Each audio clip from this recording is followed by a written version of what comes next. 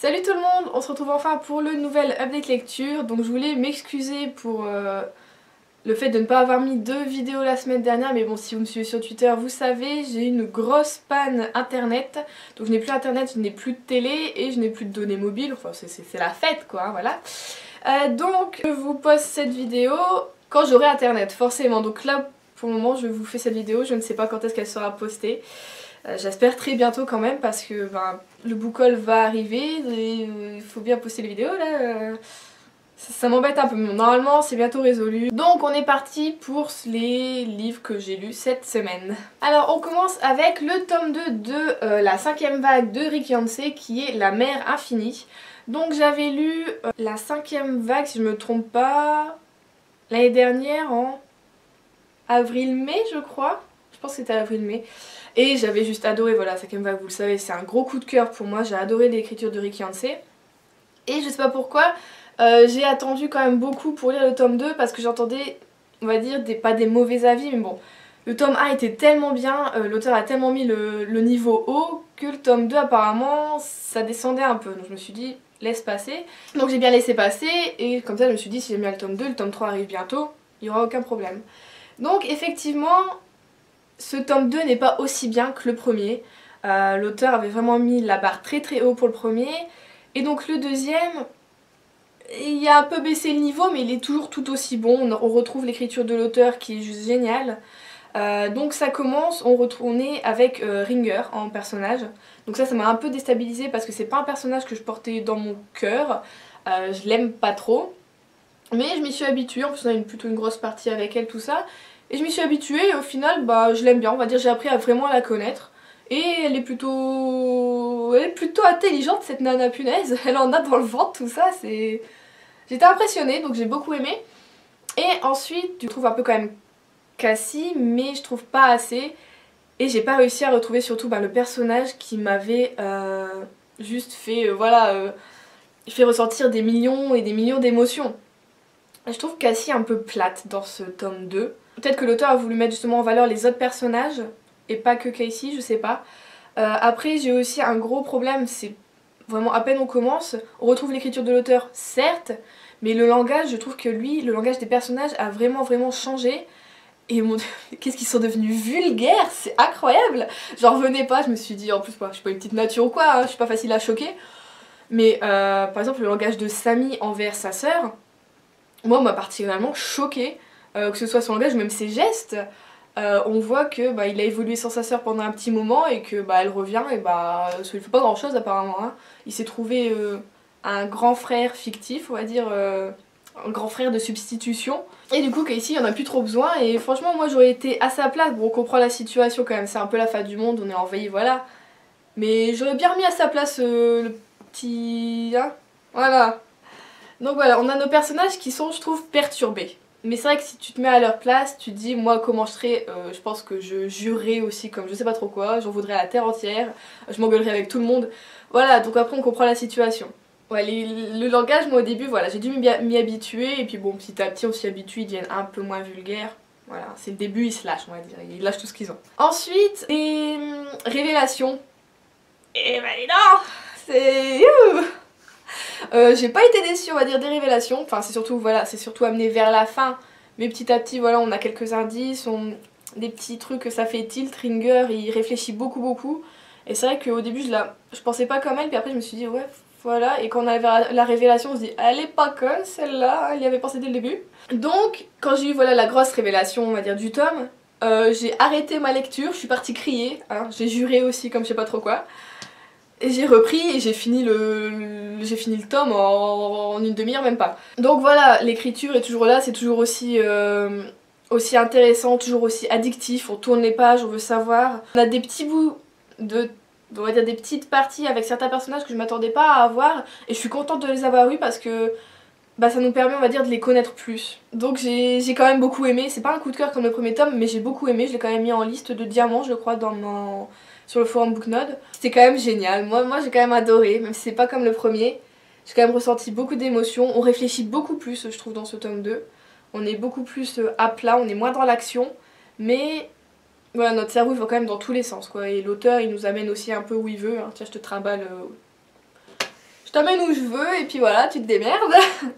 Donc franchement c'est génial et je suis contente que la collection R et voilà, ait trouvé la 5e vague et puis qu'il nous la fasse parce que voilà, je suis amoureuse de Rick Yancey, je suis amoureuse de la 5e vague. Donc si vous n'avez pas encore commencé la saga, même si vous n'avez pas bien regardé le film, bah faites-le parce que même le film est génial, franchement. Chloé Moretz est juste kiffante, moi je trouve, dans le rôle voilà, de Casey. Et j'ai hâte de voir ce que le 2e film va donner parce que voilà, c'est beaucoup de réflexion sur ce tome-ci. Donc je me dis, est-ce que... Enfin, ça se passe pas mal dans la tête des personnages. Donc là en extérieur, qu'est-ce que ça va donner à part se taper sur la tronche, je ne sais pas. Mais bon, génial. Ensuite, pour me calmer un peu de toutes ces émotions, je me suis pris une petite romance contemporaine. Donc je vous avais déjà parlé de Follement, qui est le tome 1 de la série Lucy Valentine de Heather Weber aux éditions J'ai lu. Alors ici c'est l'histoire de Lucy. On peut le dire, sa famille a un don, on va dire, plutôt étrange. Il voit les auras des gens, des personnes qu'il croise.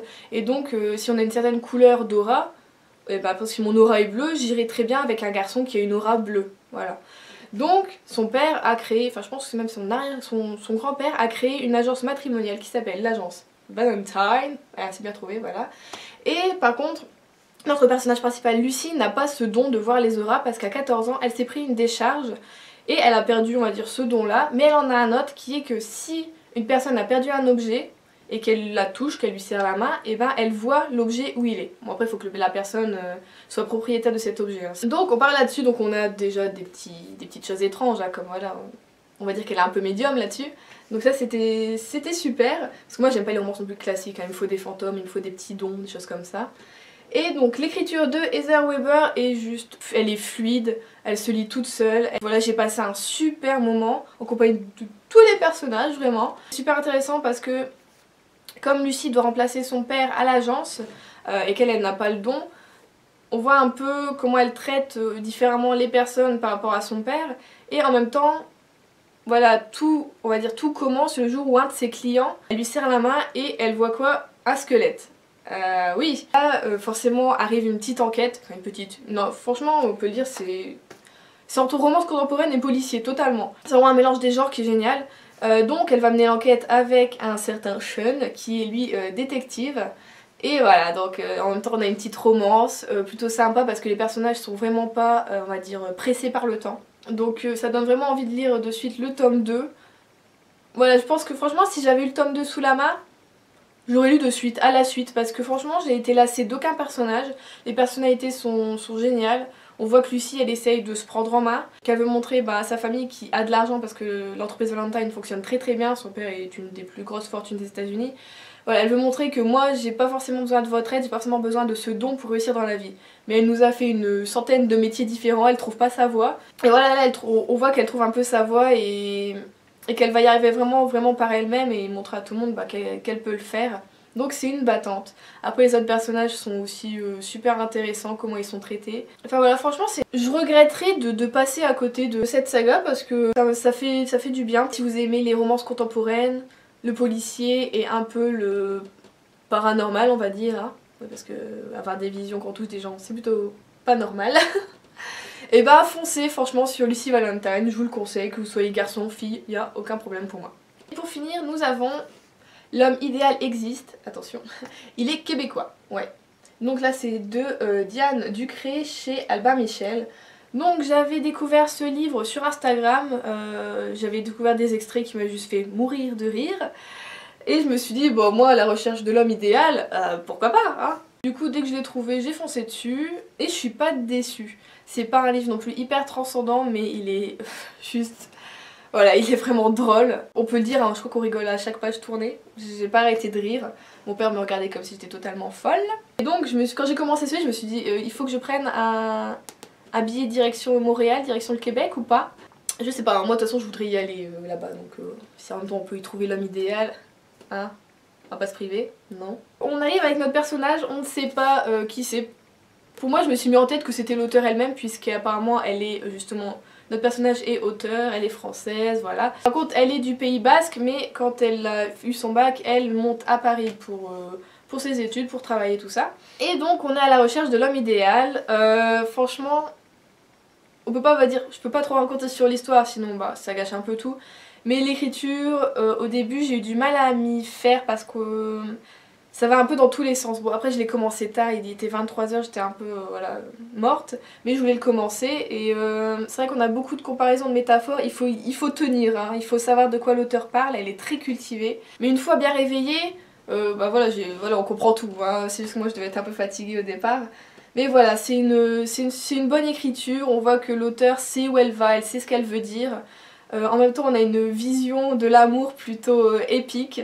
Voilà, on ouvre un peu les yeux sur ce qu'est vraiment l'amour, ce qu'on en fait de notre homme idéal, de notre femme idéale. C'est vraiment un livre pour hommes et femmes, il n'y a aucun problème.